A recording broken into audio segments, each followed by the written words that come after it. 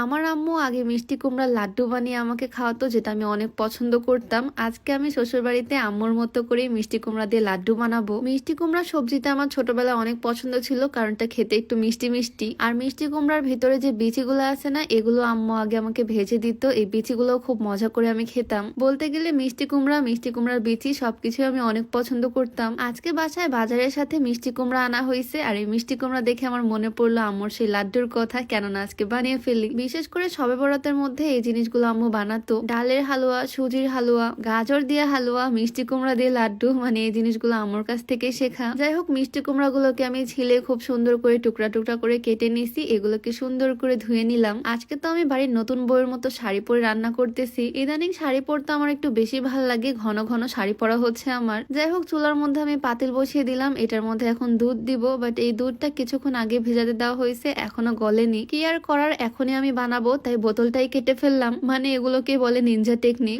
একটা বোতল গেল তো কি হয়েছে, দুধটা তো বের করতে পারলাম। এখন এটা খুব সুন্দরভাবে গলে যাবে পাতিলের মধ্যেই। আমি এই দুধটা কিছুক্ষণ জাল দিয়ে ঘন করে নিচ্ছি। এই মিষ্টি কুমড়ার লাড্ডু রেসিপিটা না খুবই ইজি, মানে বেশি উপকরণও লাগে না আর খুবই কম সময় লাগে এটা বানাতে। জাস্ট কিছুক্ষণ দুধটা জাল করে নিলাম, আর এখন এর মধ্যে দিয়ে দিব সেই ধুয়ে রাখা মিষ্টি কুমড়া গুলো। এইটাই আসলে মেন কাজ। এখন এই মিষ্টি কুমড়াটা দুধের মধ্যে থেকে সিদ্ধ হবে। আমার মাঝে মাঝে এরকম স্পেশাল রান্না করতে বেশ ভাল লাগে, আর বাসার সবাইকে খাওয়াই, সবাই অনেক পছন্দ করে। রেগুলার ভাত তরকারি তো রান্না করা হয়, সবাই খায়, বাট এই জিনিসগুলো মাঝে মাঝে করতেও ভাল লাগে, খেতেও ভাল লাগে। তো নাড়াচাড়া দিয়ে ঢাকা দিয়ে কিছুক্ষণ সিদ্ধ করে নিলাম। আর এই মিষ্টি কুমড়াটা খুব তাড়াতাড়ি সিদ্ধ হয়ে যায়। এখন জাস্ট এগুলোকে চুলার মধ্যে ম্যাশ করে নিব। মেইন কাজটাই কমপ্লিট, এখন হালুয়া বানানোর প্রসেসটা শুরু হবে। আর তার আগে তোমাদেরকে একটা ইম্পর্টেন্ট জিনিস দেখিয়ে নেই, সেটা হচ্ছে এলিট কর্পোরেশনের পাইলস কেয়ার সফট ড্রিঙ্ক। বর্তমানে এই পাইলসের সমস্যাটা একদম ঘরে ঘরে, অনেকে হয়তো লজ্জায় শেয়ার করতে পারে না। অনেকের ফ্যামিলিতে একই অবস্থা, বাবা মায়ের সমস্যা। এই সফট ড্রিঙ্কটা দিনে 2বার খাওয়ার মাধ্যমে কয়েক দিনের মধ্যে রিল্যাক্স ফিল করায়, আর কয়েক সপ্তাহে এটা একদম ভিতর থেকে নির্মূল করে সমস্যাটাকে। আর এটার কোনো সাইড এফেক্টের ভয় নাই, কারণ এটা বাংলাদেশের সায়েন্স ল্যাবে পরীক্ষিত আর বিএসটিআই কর্তৃক অনুমোদিত।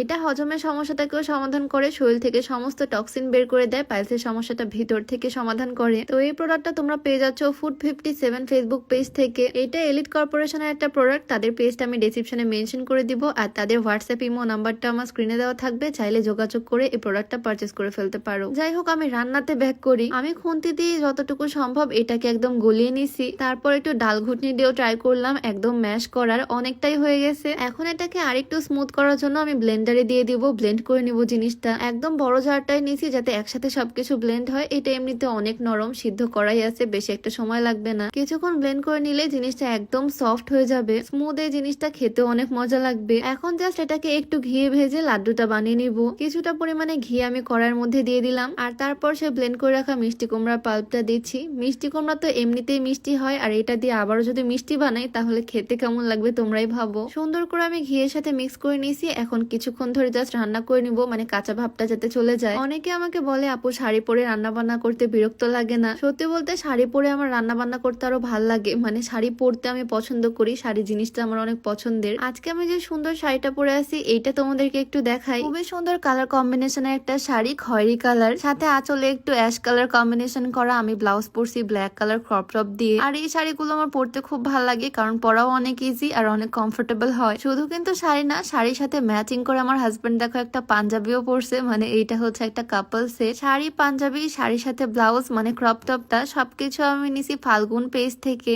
ফাল্গুন পেজটা আমি ডেসক্রিপশনে মেনশন করে দিব, চাইলে তোমরা ভিজিট করে আসতে পারো। আমি তো শাড়ি পরে বেশ ভালোই কমফোর্টেবলি রান্না বান্না করতে পারি, মানে সব কাজই করতে পারি। তো এদিকে ঘিয়ের মধ্যে আমি মিষ্টি কুমড়ার মিশ্রণটা দিছি, অল্প একটু চিনি দিয়ে নাড়াচাড়া করে নিলাম, আর তারপর দিলাম অল্প একটু গুঁড়া দুধ। সব মিলে কিন্তু ফ্লেভারটা দারুণ আসবে। কিছুক্ষণ নাড়াচাড়া করার পরে এটা অনেকটা ঘন হয়ে গেছে। এখন জাস্ট এটাকে ঠান্ডা করার পালা। কিছুক্ষণ ঠান্ডা করে নিলাম, হাতের মধ্যে একটু ঘি মাখিয়ে নিছি। এখন জাস্ট এগুলোকে লাড্ডুর শেপ দিব। চাইলে হালুয়ার মতো চামচ দিয়েও খাওয়া যাবে, আবার চাইলে প্লেটের মধ্যে বিছিয়ে দিয়ে কেটে কেটেও খাওয়া যাবে। মেইন কথা এই জিনিসটা খেতেই মজা, যেভাবেই খাওয়া হোক না কেন। আমি লাড্ডুর শেপ দিছি, আর তারপর একটু গুঁড়া দুধের মধ্যে গড়াই নিলাম। এখনো অনেকটাই নরম আছে এই জিনিসটা। আমি জাস্ট 2-1টা বানালাম এখন, দেন একদম প্রপারলি ঠান্ডা করে আমি সন্ধ্যার পরে সবগুলো লাড্ডু একে একে বানিয়ে ফেলছি। এই জিনিসটা কিন্তু এমনিতেই খেতে অনেক মজা, একটু মিষ্টি শেপ দিলে দেখতে ভাল লাগবে, সেই জন্য এভাবে করা, মানে লাড্ডু করা। এই তো এখানে আমার 1 প্লেট মিষ্টি কুমড়ার লাড্ডু একদম রেডি। এখন এটা টেস্ট করার পালা। আমি নিয়ে চলে আসলাম আমার হাজবেন্ডের কাছে। মিষ্টি জিনিস 1 প্লেট যদিও খেতে পারবে না, 1টা 2টাই ট্রাই করে দেখো। আমি রান্না করার সময় একটু চেখে দেখছিলাম, আমার কাছে তো ভীষণ মজা লাগছে, একদম আম্মুর মতোই হয়েছে।